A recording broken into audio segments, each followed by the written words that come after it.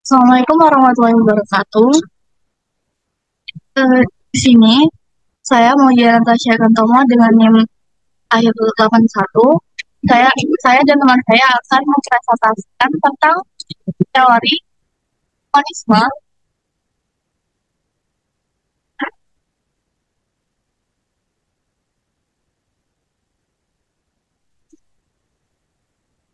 Sebenarnya Sager adalah seorang psikiater Swiss yang lahir Reutlingen pada tanggal 13 April 1881 dan meninggal pada tanggal 5 Februari 1956. Dia adalah putra seorang psikiater dan cucu di Sanatorium Bellevue.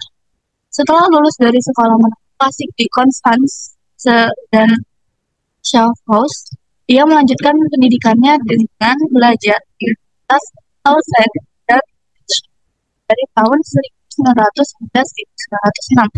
Pada tahun 1906, ia memulai karirnya sebagai asisten dosen di Brazil. Ia kemudian bekerja selama 1 tahun di psikiatri Universitas Jena di bawah pengawasan Eugen Bleuler. Pada tahun 1901, ia pindah ke klinik sanatorium Bellevue di Reutlingen,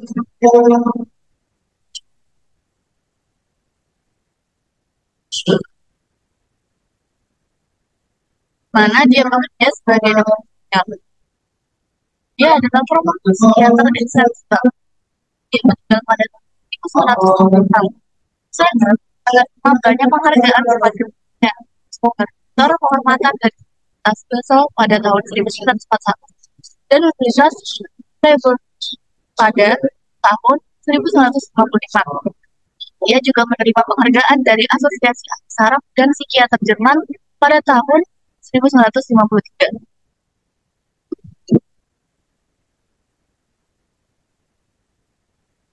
Pengertian teori belajar humanisme. Pertama, teori merupakan salah satu dasar dari setiap bidang keilmuan, masuk bidang psikologi pendidikan, sehingga dapat diambil kesimpulan bahwa teori adalah suatu atau konsep yang kebenarannya telah teruji melalui penelitian. Oleh karena itu, suatu konsep yang belum teruji kebenarannya atau dipelajari secara ilmiah tidak dapat disebut teori. Teori belajar adalah upaya menjelaskan bagaimana orang belajar sehingga membantu untuk memahami proses kompleks yang melekat dalam pembelajaran. Ada 3 perspektif utama dalam teori pembelajaran: behaviorisme, kognitivisme, dan konstruktivisme. Pada dasarnya, semua teori saling melengkapi satu sama lain. Teori satu dilengkapi oleh teori dua, dan seterusnya. Teori pembelajaran humanisme menekankan pada pengembangan karakter, perubahan sikap, analisis sosial, dan hati diterapkan melalui materi pendidikan. Teori pembelajaran humanisme juga lebih mengutamakan pandang perilaku manusia sebagai kombinasi motivasi tinggi dan rendah.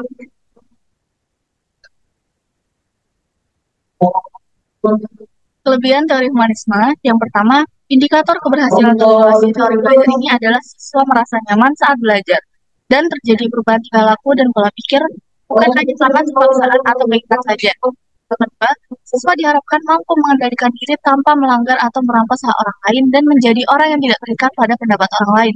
Yang ketiga, siswa secara alami termotivasi dan merasa senang saat belajar. Yang keempat, guru menerima siswa apa adanya karena memahami jiwa dan pola pikirnya. Yang kelima, siswa mempunyai pengetahuan yang bermakna. Yang keenam, dalam jangka panjang, siswa dapat memanfaatkan potensi yang dimilikinya dengan lebih baik. Ketujuh, salah satu ciri keberhasilan penerapan teori belajar humaniora adalah siswa merasa termotivasi untuk belajar. Yang kedelapan, siswa mengembangkan pola berpikir dan perasaan baru. Yang kesembilan, siswa mempunyai pikiran dan kepribadian yang kuat, tentu bebas, bertanggung jawab, dan menguasai kepribadian. Yang terakhir, siswa akan dapat pelajaran yang lebih kreatif dan mudah. Untuk kekurangan teori humanisme, yang pertama, siswa yang tidak menyadari potensi dirinya, mungkin siswa akan tersisi dalam proses belajar mengajar. Kedua, siswa yang cenderung pasif dan kurang mandiri dalam belajarnya akan terlambat dalam belajarnya. Yang ketiga, jika motivasi siswa dan lingkungannya baik, maka penerapan teori belajar akan terhambat dan sulit mencapai penerapan teori yang lebih efisien. Yang keempat, siswa yang malas jika mencoba menggali potensi diri maka akan ketinggalan belajar. Yang kelima, Dengan mempraktikkan teori humanisme, siswa cenderung menjadi lebih efektif. Yang keenam, peran guru dalam siswa aku kurang. Terakhir, faktor keberhasilan belajar mempunyai pengaruh yang lebih besar terhadap perilaku siswa itu sendiri. Selanjutnya akan dijelaskan oleh rekan saya. Baik, sebelumnya perkenalkan nama saya Wulan Desita dengan NIM akhir 104. Di sini saya akan menjelaskan tentang tujuan belajar menurut teori humanisme. Pendekatan humanisme dalam pendidikan berfokus pada kemampuan individu untuk mengenali, menggali, dan mengembangkan potensi yang dimilikinya. Yang pertama yaitu dengan pemahaman diri dan lingkungan. Tujuannya untuk membantu siswa memahami lingkungan mereka dan diri mereka sendiri.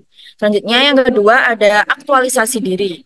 Siswa diharapkan dapat mengembangkan potensi-potensi yang ada dalam diri mereka untuk mencapai aktualisasi diri, yaitu pencapaian diri sebaik-baiknya sesuai dengan kemampuan dan bakat individu. Yang ketiga ada pengembangan keunikan individu. Pendidik bertujuan untuk membantu siswa mengenal diri mereka sebagai individu yang unik, memahami kelebihan dan kekurangan mereka, serta memberi dukungan kepada mereka dalam mewujudkan potensi yang dimiliki siswa tersebut. Yang keempat, ada kemandirian dalam belajar. Siswa didorong untuk membantu mengarahkan diri sendiri dalam proses belajar, sehingga mereka dapat mengetahui dan memahami apa yang dipelajari, bagaimana mempelajarinya, serta mengevaluasi hasil belajar mereka sendiri. Selanjutnya yaitu manfaat pribadi dari hasil belajar. Proses pembelajaran diharapkan memberikan manfaat yang nyata bagi siswa, baik dalam konteks pengembangan diri maupun dalam aplikasinya di kehidupan nyata. Next.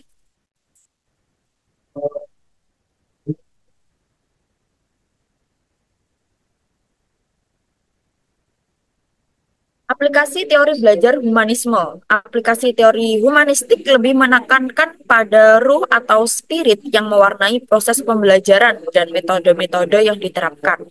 Dalam konteks ini, guru adalah sebagai fasilitator yang memberikan motivasi dan kesadaran kepada siswa mengenai makna belajar dalam kehidupan mereka. Fasilitator yang dimaksud yaitu fasilitator sebaiknya fokus menciptakan suasana awal, kondisi kelompok atau pengalaman di dalam kelas. Serta ya, terus selanjutnya bisa membantu dalam menetapkan dan memperjelas tujuan individu dalam kelas serta tujuan kelompok yang bersifat umum. Selanjutnya, fasilitator percaya bahwa setiap siswa memiliki keinginan untuk mencapai tujuan-tujuan yang bermakna bagi diri mereka yang berfungsi sebagai dorongan utama dalam proses belajar yang bermakna. Fasilitator juga berusaha mengatur dan menyediakan sumber belajar yang luas dan mudah diakses oleh siswa untuk membantu mereka mencapai tujuan mereka. Fasilitator menempatkan dirinya sebagai sumber yang fleksibel dan dapat dimanfaatkan oleh kelompok. Fasilitator menanggapi ungkapan-ungkapan dalam kelompok kelas dengan menerima baik di intelektual maupun sikap perasaan dan berusaha merespon dengan cara yang sesuai untuk individu maupun kelompok. Suasana kelas sudah kondusif, fasilitator secara bertahap dapat mengambil peran sebagai seorang siswa yang turut berpartisipasi menjadi anggota kelompok dan menyampaikan pandangannya sebagai individu seperti siswa lainnya. Mengambil inisiatif untuk ikut serta dalam kelompok, perasaannya dan juga pikirannya dengan tidak menuntut dan juga tidak memaksakan, tetapi sebagai suatu andil secara pribadi yang boleh saja digunakan atau ditolak oleh siswa. Fasilitator harus tetap waspada terhadap ungkapan-ungkapan yang menandakan adanya perasaan yang dalam dan kuat selama belajar. Di dalam peran sebagai fasilitator, pimpinan harus mencoba menganalisis dan menerima keterbatasan-keterbatasannya sendiri. Next. Jadi kesimpulannya dari teori yang kita jelaskan ini yaitu teori ini berfokus pada aktualisasi diri seorang siswa dan pemahaman yang dimilikinya terhadap lingkungan serta pemahaman perilaku yang dipelajari dari sudut pandang seorang aktor.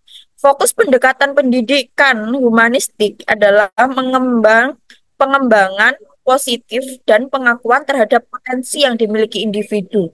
Penerapan teori pembelajaran humanistik pada matematika menekankan peran guru sebagai fasilitator yang menyampaikan karena makna dan motivasi belajar kepada siswanya. Fasilitator berfokus pada terciptanya suasana awal, situasi kelompok, atau pengalaman kelas, membantu dan menetapkan dan memperjelas tujuan individu dan kelompok, dan berupaya mengatur dan menyediakan berbagai sumber belajar yang lebih maju. Dengan kata lain, teori belajar humanistik merupakan salah satu cabang perspektif belajar yang bertujuan untuk meningkatkan kemanusiaan dan menitik beratkan pada aktualisasi diri dan pemahaman diri seseorang terhadap lingkungan yang berkonsentrasi.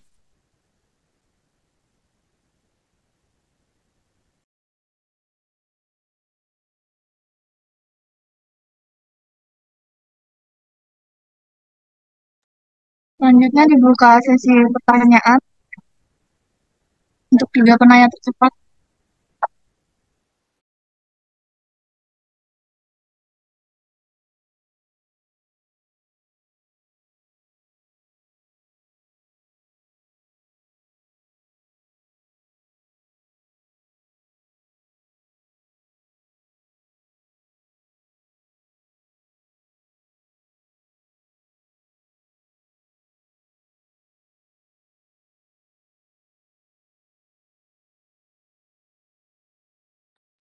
Oke, sama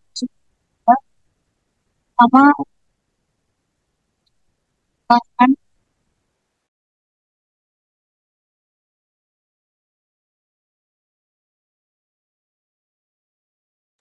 Baik, terima kasih atas kesempatannya. Perkenalkan, nama saya India Rumadibah dengan NIM akhir 13. Di sini saya ingin menanyakan, nah ini kan berfokus pada pengalaman individu. Terus, apakah teori ini tuh bisa dilaksanakan secara universal gitu? Apakah dapat menghasilkan teori yang universal, yang lebih umum gitu, tidak sebagai individu? Mungkin ya. Terima kasih.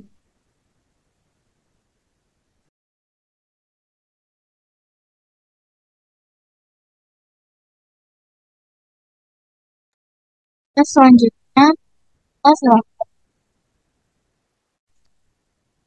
Oke, perkenalkan nama saya Mita Sasabila Zakia dengan NIM akhir 097. Bagaimana peran pendidik dalam menciptakan lingkungan belajar yang efisien sebagai pengembangan keunikan individu?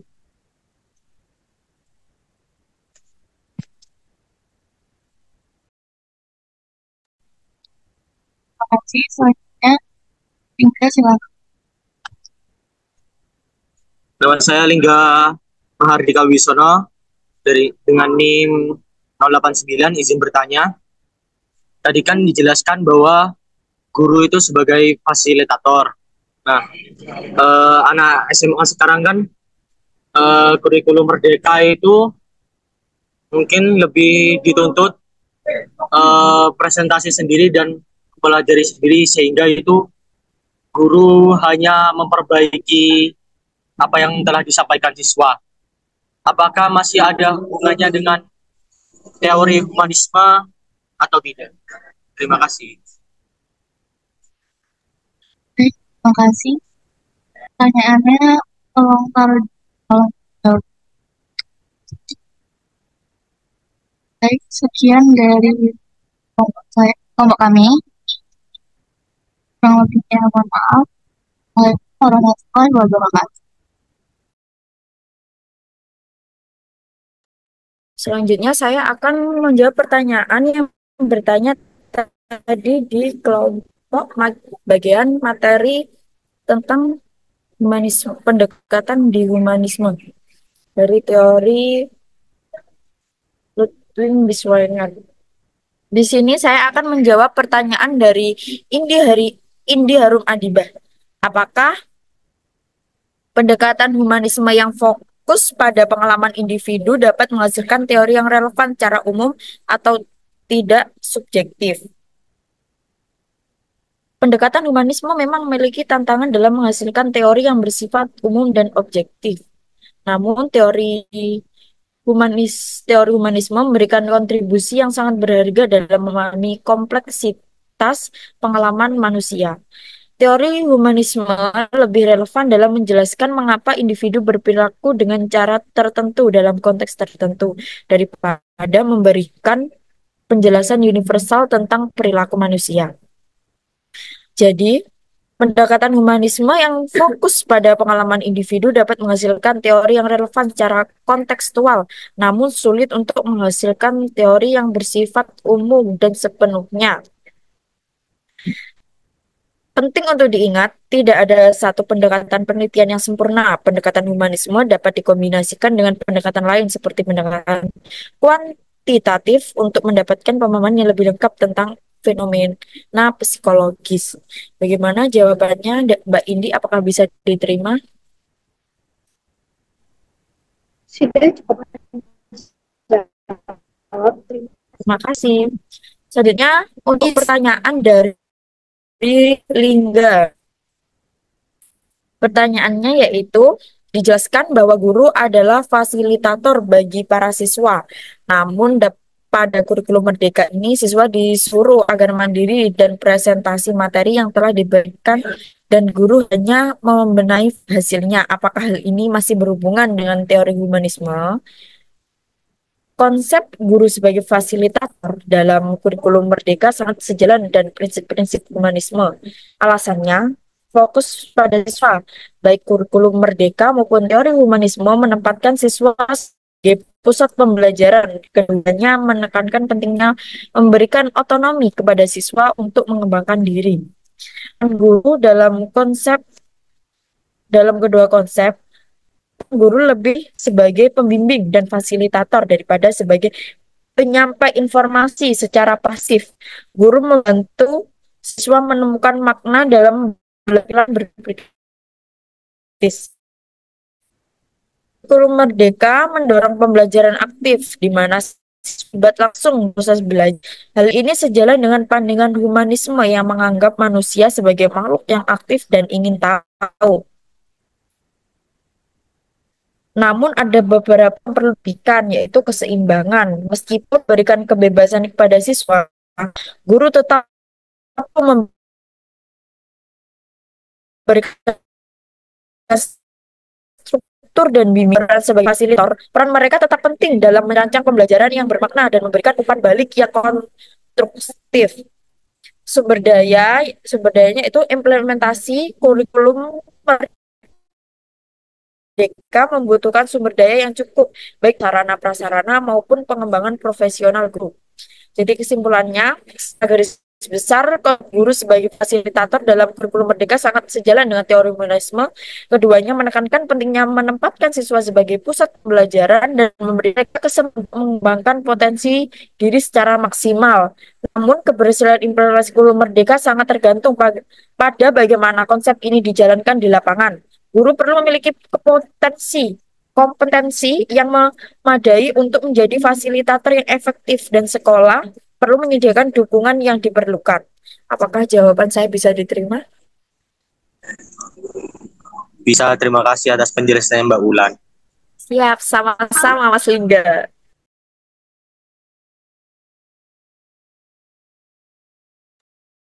Baik, selanjutnya saya akan menjawab pertanyaan dari kita. Tadi pertanyaannya, bagaimana peran pendidik dalam menciptakan lingkungan belajar yang efisien sebagai pengembangan pendidikan? Sini saya akan menjawab dengan teori humanisme dari Descartes. Yang pertama, menciptakan lingkungan yang mendukung kebebasan individu. Di sini pendidik perlu menyediakan ruang belajar yang menghargai kebebasan siswa untuk mengekspresikan diri. Nah, hal ini mencakup memberikan kesempatan bagi siswa untuk memilih metode belajar yang sesuai dengan preferensi mereka. Yang kedua, dorong pengembangan potensi unik individu. Yaitu di sini pendidik bertugas mengidentifikasi potensi siswa dan memberikan tantangan yang relevan untuk membantu mereka mencapai perkembangan yang optimal. Yang ketiga, memahami perspektif siswa. Pendidik di sini perlu mendengarkan perspektif dari siswa dan mempertimbangkan kebutuhan emosional dan sosial mereka saat merancang pembelajaran. Terakhir, membangun hubungan yang baik. Nah, di sini pendidik harus menciptakan hubungan yang tulus dengan siswa, di mana mereka merasa dihargai sebagai. Apakah dari penanya ada feedback atau sudah cukup? Cukup.